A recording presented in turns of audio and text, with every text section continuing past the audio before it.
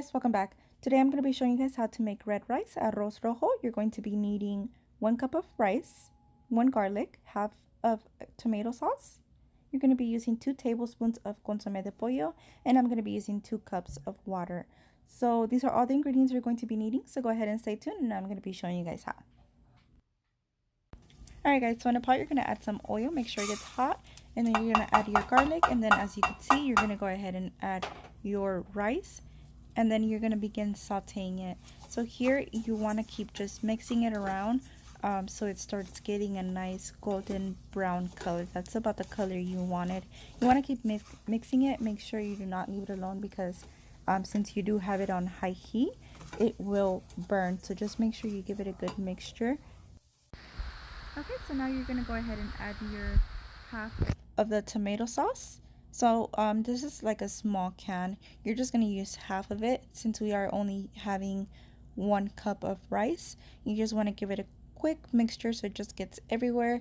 And then we're going to go ahead and begin adding our 2 cups of water into our pot as well.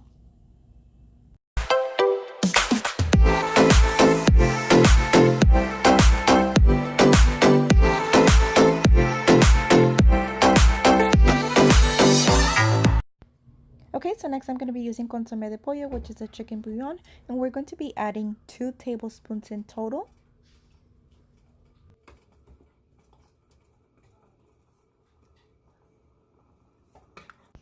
And here I'm just giving it another mixture just because I did add the consome de pollo, so I want to make sure there's no pieces of chunks left, just so everything dissolves together and the full flavors combine all together.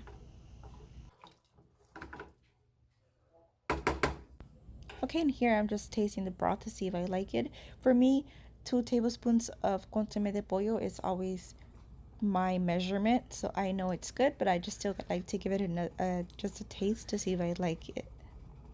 Okay, so after your rice is going to come to a full boil, you're going to go ahead and cover it, and you're going to put it on low heat, and it takes about 25 minutes to cook. It does depend on your stove. I do have electric, so you just want to make sure you keep an eye on it.